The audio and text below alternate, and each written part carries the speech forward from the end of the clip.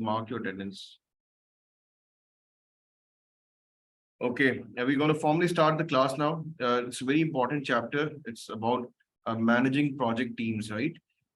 As you've discussed in the different stages of the classes, that managing the project team is one of the very important aspect of the project, right? Because in the project, it's all about teams, right? If the teams are not able to deliver successfully, we end up into project failures, sometimes because of the mismanagement of project teams, right?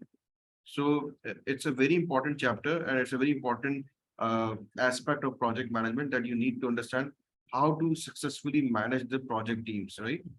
Especially when it comes to projects, because people with different cultures, people with different backgrounds are basically hired on the project, right? For example, if I'm talking about JF17 project, we have Chinese people working on the project, we have Pakistani people working on the project. They come from different backgrounds, different universities, different cultures, right? When we talk about culture, what is the culture? For example, in Pakistan, the culture is that we sit late and we start the work in late hours. Maybe we start the work at after 3 o'clock, right? For example, in the morning, we gossip around, we talk around, we chat, we discuss, we make networking, we make relationships. But what is the Chinese culture? They go straight to the work and they focus very much on the work itself, right? And they try to complete the project in the first half of the day, right? Like before 12 o'clock, they would try to finish the project or the first half of the project, right? If one project team is working at another pace and the other part of the team is working at some different pace, it's very difficult to synchronize, right? So we need people, we need efforts to make sure the whole project is basically working in unanimous direction. This picture, can you see on the screen? It's a boat. Have you seen this? नजर आ रही है सबको ये picture? Yes, sir. Project management लिखा हुआ है. What is this? Yes, sir. Abdullah, क्या नजर आ रही है, क्या चीज है?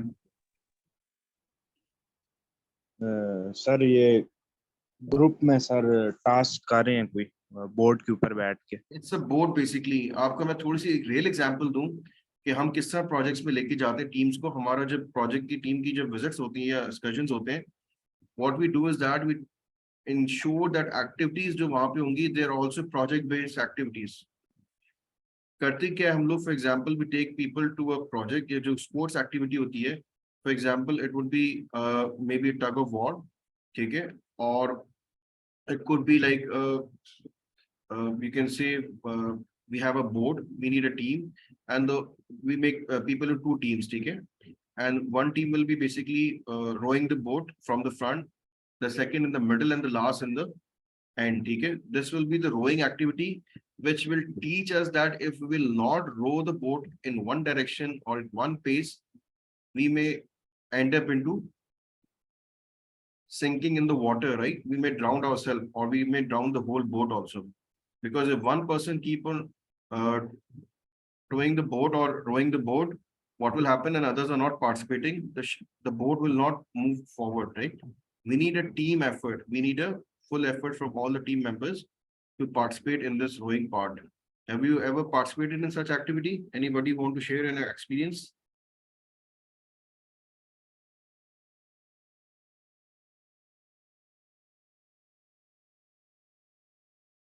Nobody? This sports is very common. मेरे ख्याल है पाकिस्तान में भी आ गया ये, और स्पेशली near आपके हिल एरियाज में, नारान वगैरह में, they take the boat, they give you the life jackets, और वो टीम्स बना देते हैं कि ठीक है आपने टीम में 2 बंदों ने आगे पानी को लेके जाना है. Understanding the concept? किसी ने किसी को कुछ समझ में आ रहा है जब मैं बात कर रहा हूँ, या कोई कंफ्यूजन चल रहा है दिमाग में?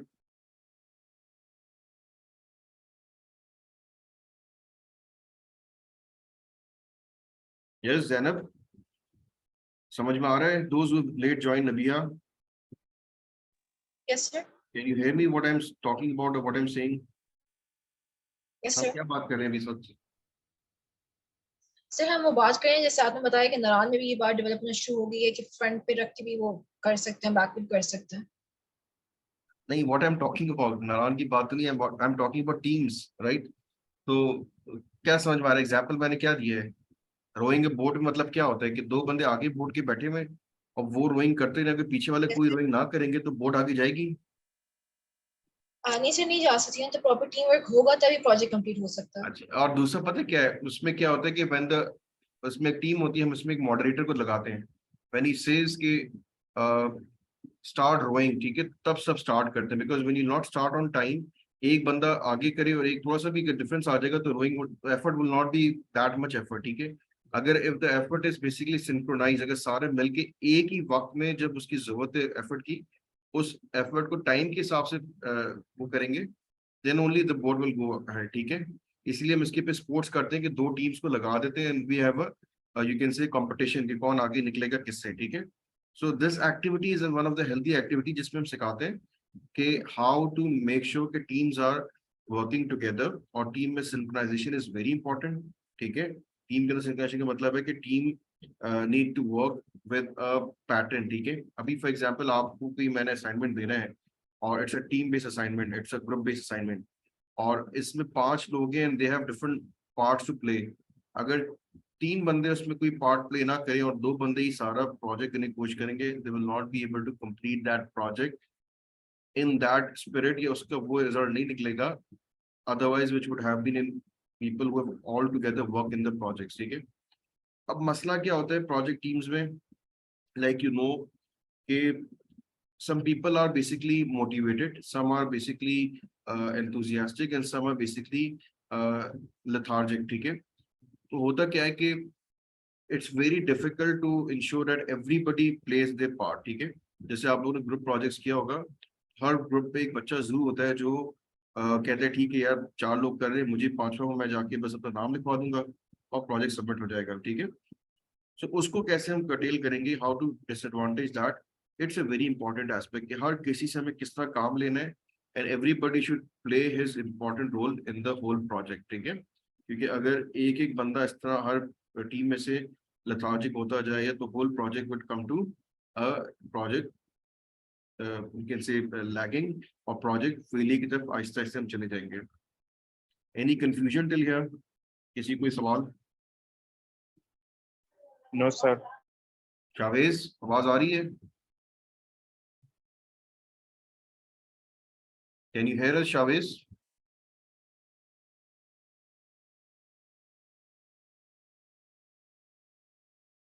सहराम, आवाज आ रही है आपको? Can you hear me? जैसे यहाँ पे लोगों ने ऑन कर लिया अपने आप को, they're connected, they're not connected. Please, if you're not able to hear me, please point it out, ठीक है?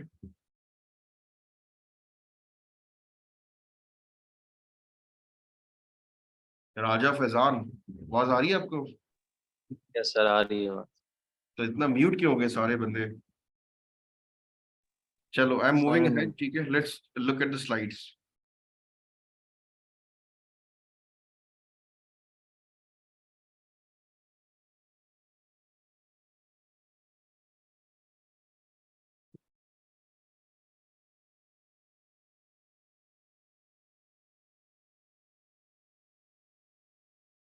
ओके, नाउ ये नजर आ रहा है सबको? Can you see the screen? Yes yes sir, आ सर। रहे हैं। Okay, yes sir. if we look over here closer closely, what is this basically? It's defining about the project, ठीक है, इंट्रोडक्शन हुआ, फिर इसके बाद प्रोजेक्ट डिफाइन करते हैं, एस्टिमेट्स निकालते हैं, नेटवर्किंग होती है, स्केजुअलिंग होती है, हम सभी करके आ चुके हैं, मैनेजिंग लिस्ट होता है, managing the monitoring the progress, ठीक है। अब देखो उसमें से इफ यू सी लीडरशिप के साथ एक रोल दिया हुआ टीम्स का, ठीक है। द प्रोजेक्ट के अंदर सबसे ज्यादा आपने सुना होगा, and you must have realise this, और ये बहुत मशहूर चीज है कि प्रोजेक्ट का जो पीएम होता है, he is very important person. ये क्यों कहते हैं इसको? Because he has a basic role which is a leadership role, ठीक है। जैसे मैंने बताया था रोइंग में एक बंदा आवाज लगाता है, तो he is basically the rowing leader, ठीक है। जब वो रोइंग लीडर आवाज लगाता है कि भाई स्टार्ट द बोट, ठीक है, तो उसकी वजह से पीपल मूव ऑन, ठीक है, विद द एफर्ट्स, ठीक है। तो leadership is very important in teams, ठीक है। लीडरशिप के बाद ही सारी टीम्स आती है, there is always a team leader. जिसको हम अपनी जबान में क्या कहते हैं, PMO, प्रोजेक्ट मैनेजमेंट ऑफिस या प्रोजेक्ट मैनेजमेंट लीडरशिप, ठीक है। He is the person who knows कि प्रोजेक्ट को किस डायरेक्शन में लेके जाना है, कितना पेस अप करना है, लोगों से किस तरह काम करवाना है, and he is actively involve in the project, ठीक है। At the end of the day, he is solely responsible for project failure या success, ठीक है। आप जब blame करते हो तो you blame PMO, आप सबको blame करते हो, लेकिन एक individual को जो blame किया जाता है कि this project got failure, who was the PMO of this project, तो उसमें specifically आप बंदे का नाम लगाते हो। क्यों? क्योंकि आपको पता है कि he is going to be ensuring the team works according to the team plan या project plan जो हमने बनाया, ठीक है। स्पोर्ट्स में भी इसी तरह होता है। Leadership is very important. अभी वर्ल्ड कप फुटबॉल देखा आप लोगों ने, तो लीडरशिप की वजह से दे इंश्योर दैट कि बड़ी बड़ी चैंपियंस अगर टीम में हो, and if the leader is not that good, the team will not win. अगर एक लीडर अच्छा हो and he has average team, तो he can make the whole team win the tournament, ठीक है। ये बात हम देख चुके हैं पहले भी।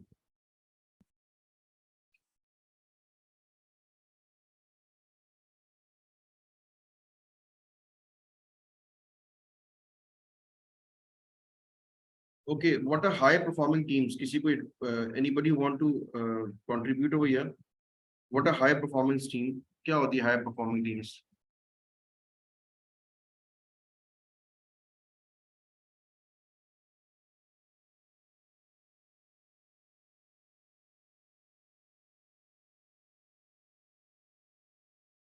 Yes, किसी ने कोई करना है participate, तो please if you have any idea, slides नजर आ रही है सबको?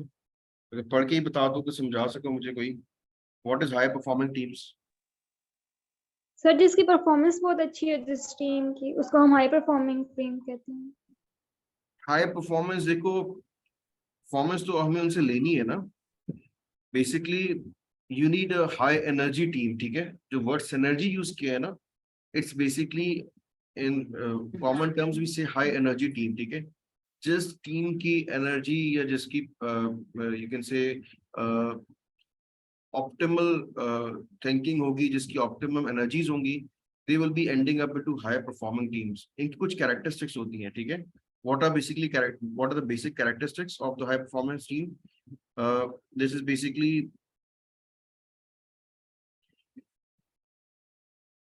दे हैव अ कॉमन पर्पस, ठीक है। जैसे हमने रोइंग में कहा था कि सबने कॉमन पर्पस बनाया कि हमें ये जीतना है, ठीक है। We need to win this boat racing competition, तो सब बंदे एफर्ट करेंगे, they would try to make sure they win. Everybody wants that ERP project becomes successful, ठीक है। तो हर बंदा एक कॉमन पर्पस के साथ इस टीम में है कि we want this project to be completed, we want a go live of this project for example on 1 August, ठीक है। सबको पता है इस डेट पे काम कर रहे हैं। तो इससे फायदा क्या होगा? कोई ईद हॉलीडेज पे जाना चाहता है, अगर वो कोई नहीं जाना किसी ने, तो वो नहीं जाएगा, कहेगा ठीक है यार मैं यहाँ पे हूँ, I need to work on the project, ठीक है। किसी ने अगर कोई लेम एक्सक्यूज करके छुट्टी करनी है, सिक रिपोर्ट करना है, he will not do it. वो कहेगा यार ये प्रोजेक्ट डिले हो जाएगा, मैं जरूर जाऊंगा। तो you see people have a common purpose. जब कॉमन पर्पस आ जाता है तो there is always you can say the effort is multiplied many times, ठीक है। अगर कॉमन पर्पस नहीं है, somebody is dying for the project, मैं प्रोजेक्ट के लिए मरे जा रहा हूँ, ना मैं घर वालों को देख रहा हूँ, ना मैं अपने फैमिली को देख रहा हूँ, and the other team members they are not concern, वो कहते हैं ठीक है हमें सैलरी मिल रही है, हमें क्या है, प्रोजेक्ट फेल हो सक्सेस हो, सर ने जवाब देना है, वी आर नॉट कंसर्न, ठीक है। So you see they are two different approach. If the common purpose is there and people can understand that this is the project, we need to get it done, तो आप देखते हो कि बड़ी बड़ी teams जो है ना वो एंड अप इनटू फेलियर, और बहुत छोटी टीम्स होती हैं and they have a common purpose, they and up into winning motive, ठीक है।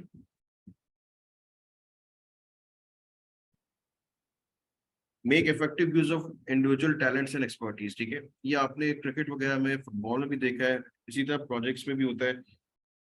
If somebody is having individual talent, आपने उसको किस नंबर पे प्ले करना है, उससे आपने क्या काम लेना है, दिस इज वेरी इंपॉर्टेंट, ठीक है। If somebody is a very expert bowler, ठीक है, और आपने उससे बॉलिंग उस वक्त करवानी है जब आपके सामने when the competitor or the opposite team is basically having the key batsman, तो आपने उसको उस वक्त के लिए रखा हुआ है, ठीक है, कि आई विल मेक श्योर कि इससे मैंने ये काम लेना है। फॉर एग्जाम्पल अगर प्रोग्रामिंग हमें करवानी है, तो हम कहते हैं हमें उस बंदे पे सारा बोझ ही डालना। वी विल मेक श्योर कि जब ये प्रोजेक्ट हमारा फेज 3 में जाएगा तब हम इस पे कोशिश करेंगे ज्यादातर हम एफर्ट्स करवाएं। अभी हम इसको थोड़ा रिलैक्स करवा रहे हैं, तो यू मेक श्योर कि आप अपने बंदों से काम किस तरह लेते हो, ठीक है। That is we call it कि balance shape roles, you share the roles in a balanced way, ठीक है। एक अप्रोच है दुनिया में, इसके ऊपर बहुत बात की जाती है, ठीक है। One is this is such an important approach जिसे हम कहते हैं कि always have a problem solving approach, problem solving focus. ये क्या मतलब होता है इसका? किसी और सब्जेक्ट में पढ़ा है इसको?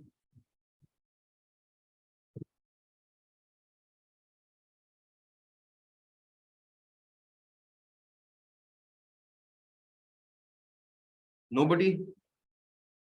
किसी ने नहीं पढ़ा इसके बारे में, प्रॉब्लम सॉल्विंग अप्रोच?